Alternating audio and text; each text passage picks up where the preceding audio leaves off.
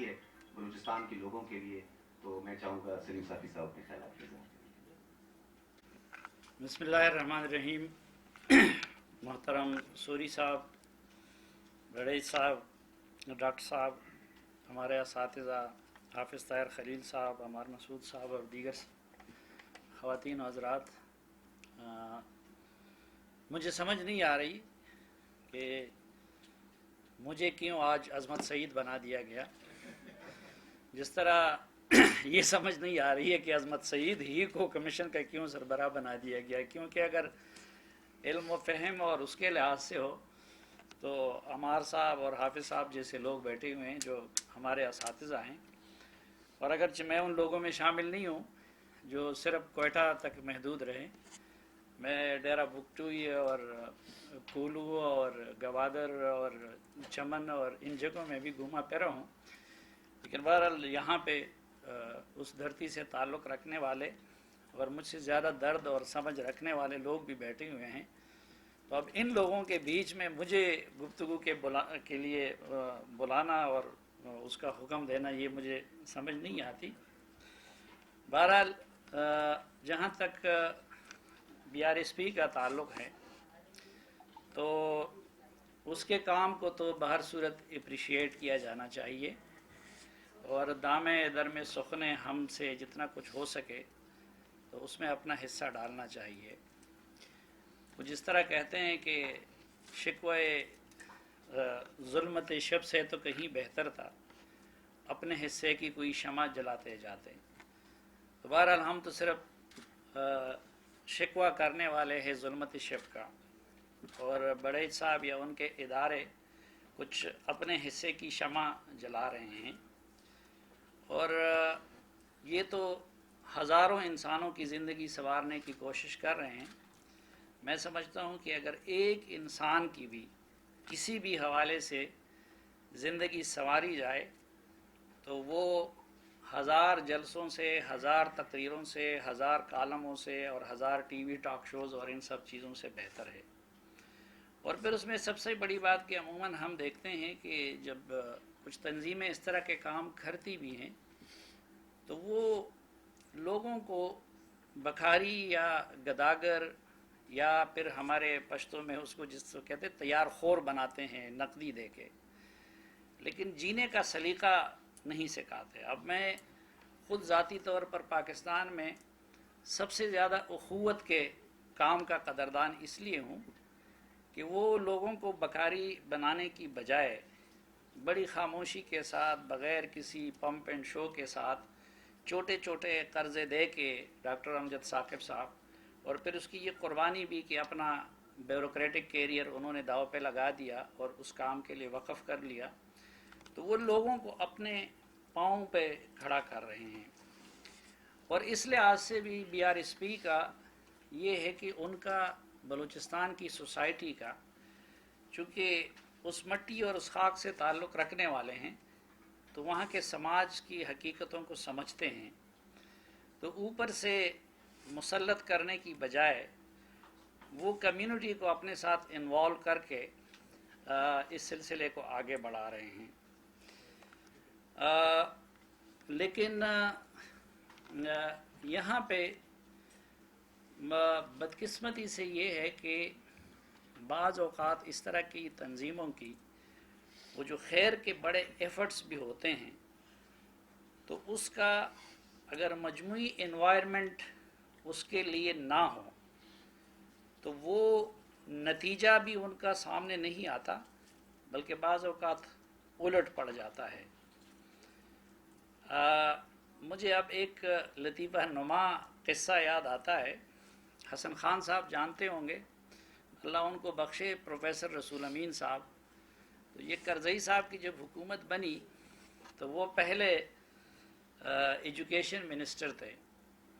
تو وہ جاپان گئے ہوئے تھے، تو جاپانیوں نے ان کو وہاں کے ایجوکیشن سسٹم کے لیے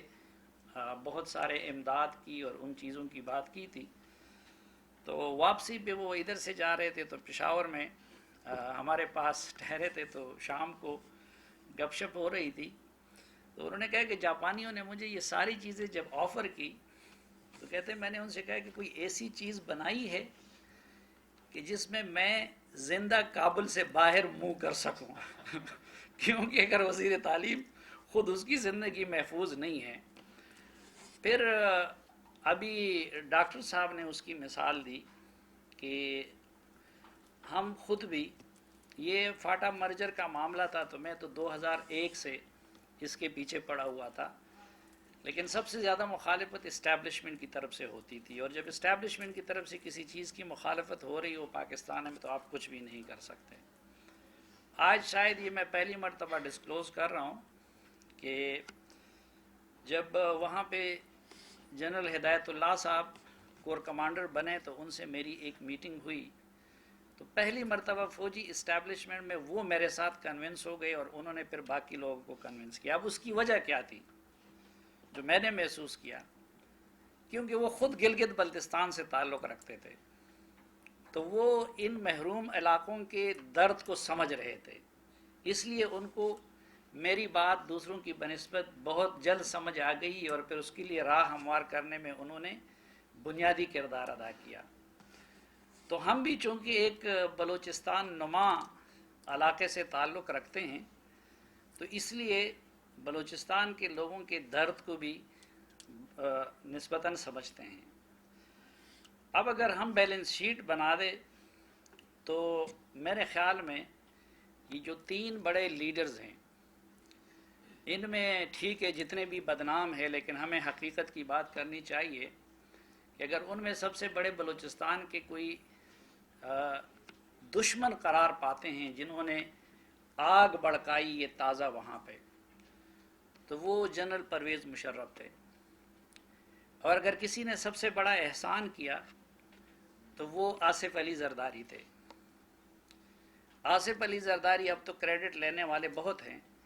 لیکن ایک تو انہوں نے جو 18th امینڈمنٹ، جس کا ظاہری بات ہے کہ سب صوبوں کو فائدہ ہو رہا ہے، پھر بلوچستان کے لیے خصوصی پیکج، لیکن جو سب سے بڑی بات تھی کہ امریکہ اور ان کی دھمکیوں کے باوجود گوادر کی بندرگاہ سنگاپور سے لینا اور پھر اس کو چین کو دینا، اور پھر سی پیک کے ایم او یو پہ چین کے ساتھ دستخط کرنا. لیکن اس معاملے میں پھر میں بعض اوقات سمجھتا ہوں کہ نواز شریف صاحب کو اس وقت جو سزا مل رہی ہے تو ایک تو اس چیز کی مل رہی ہے کہ انہوں نے سارا رخ چین کی طرف موڑ لیا تھا، اور امریکہ اور اس طرح کی قوتوں نے ان کو سزا دے دی، کیونکہ جب لوگ رخ اس طرف موڑتے ہیں تو پھر ان کو سزا ملتی ہی ہے. لیکن شاید ایک سزا اس کی یہ بھی ہے کہ ان کو بلوچستان اور ہمارے قبائلی اضلاع اور خیبر پختونخوا کے لوگوں کی بد دعا بھی لگی ہے، کیونکہ ہم اپنے ریسورسز سے کبھی یہ نہیں کر سکتے کہ جس طرح چین نے کیا کہ اس نے ایسٹرن چائنا سے وسائل اٹھا کے وہ ویسٹرن چائنا کو منتقل کیے، وہاں کے لوگوں کو تعلیم میں، بزنس میں ٹیکس معاف کیے، سب کچھ کر دیا،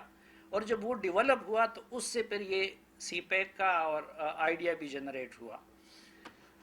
تو اب پاکستان میں تو یہ کبھی ہو نہیں سکتا. آپ پنجاب سے یہ نہیں کہہ سکتے، پنجاب اپنی ضرورت وہ کرتا ہے، ٹھیک ہے کچھ مہربانی نواز شریف صاحب کے دور میں ہوئی تھی کہ پنجاب نے اپنے حصے کے این ایف سی میں کچھ اضافی وہ دے دیا بلوچستان اور لیکن یہ تو نہیں ہو سکتا کہ ہم اس بیلنس کو لے آئیں. تو سی پیک کی صورت میں ہمیں چین کی طرف سے اور اللہ کی طرف سے ایک ایسا موقع ملا تھا کہ اس کی وجہ سے ہم پاکستان کے ویسٹ میں اور ایسٹ میں جو تفاوت ہے اس کو دور کر سکتے تھے. اور میں نے خود ایک مرتبہ میاں نواز شریف صاحب سے یہ ریکویسٹ کی تھی کہ دیکھیں یہ آپ اپنے ساتھ زیادتی کر رہے ہیں، آپ ہمارے پٹھانوں کو اپنے علاقوں میں روک دو،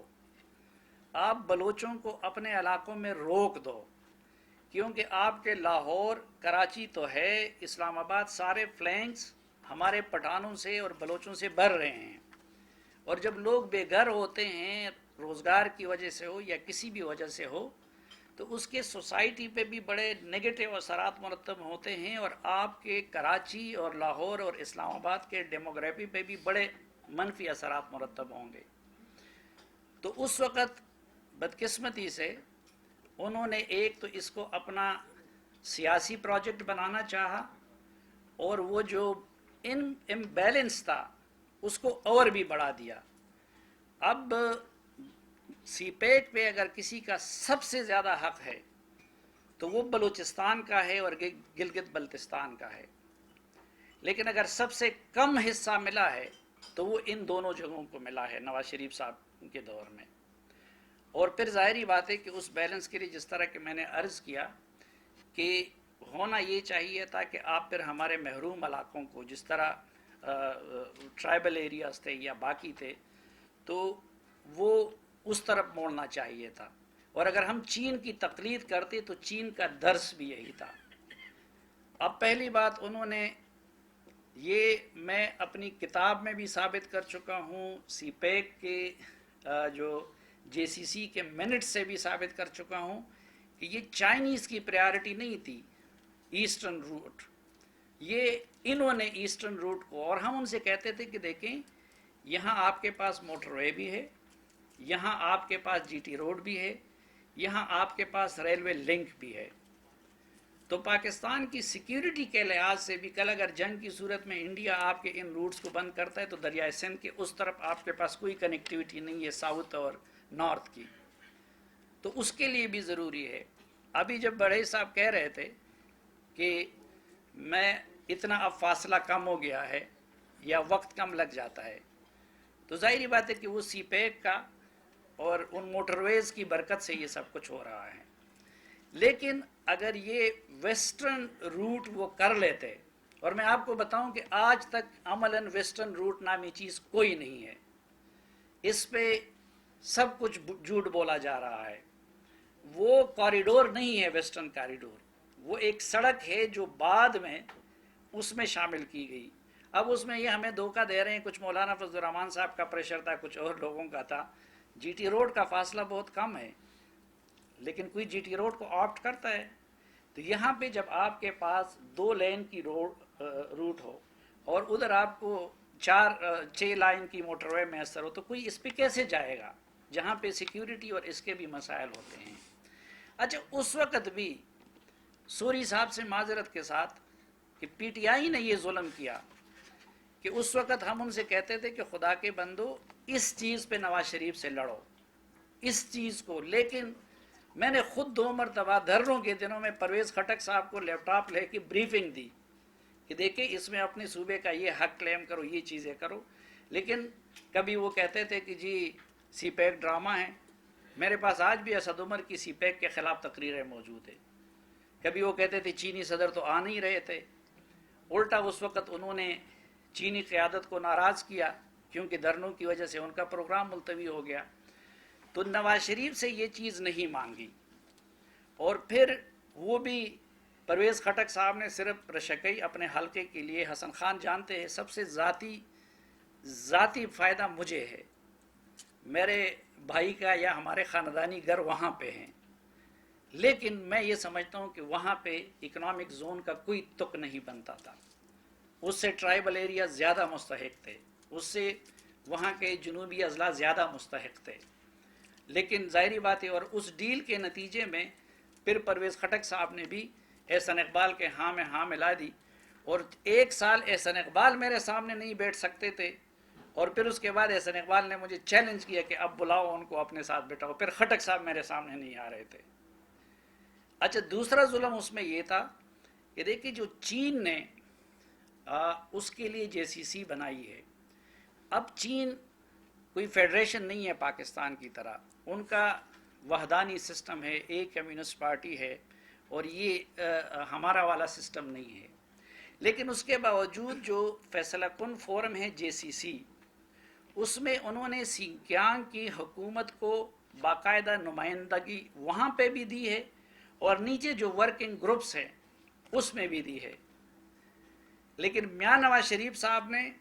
جو جے سی سی بنائی تھی اس میں صوبوں کی نمائندگی نہیں تھی، اور آج 2.5 سال حکومت کرنے کے بعد بھی عمران خان صاحب کی حکومت نے بھی اس میں کسی کو نمائندگی نہیں دی، بلکہ الٹا جو سی پیک اتھارٹی ہے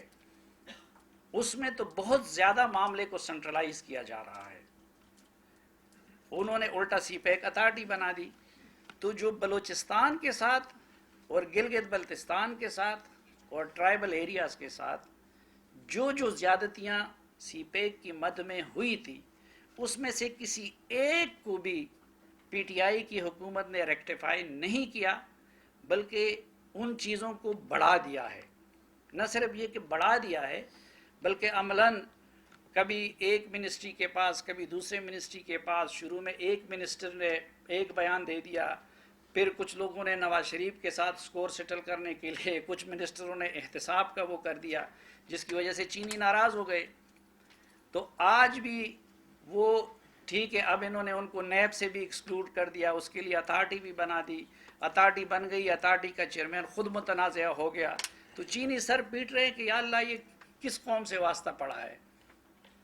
تو عملاً تو سی پیک پہ جس رفتار سے کام ہونا چاہیے تھا تو وہ نہ ہونے کے برابر رہ گیا ہے. اور چینیوں کا وہ طریقہ نہیں ہے کہ محمد بن سلمان کی طرح کھل کے سامنے آ جائیں، لیکن ایک دوست اور ایک بڑے ہونے کے ناطے وہ بیچارے بہت زیادہ پریشان ہیں. اور کیونکہ بہرحال اس وقت پھر بھی یہ تھا کہ پاکستان کے اندر انصاف نہیں ہو رہا تھا، لیکن سی پیک پہ کام بہرحال تیزی کے ساتھ وہ ہو رہا تھا. ایک تو میری یہ گزارش ہے. دوسرا، یہ جو آپ جیسی تنظیموں کی ایفرٹس کے باوجود معاملہ کیوں نہیں سدھر رہا؟ وہ دیکھیں، آپ کی بھی گفتگو کا لب لباب یہی تھا اور ڈاکٹر صاحب کی گفتگو کا بھی لب لباب یہی تھا کہ کمیونٹی،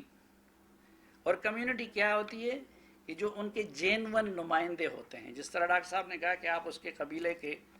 یا خیل کے سربراہ کو دے دیں تو وہ قبول کر لیں گے. ٹھیک.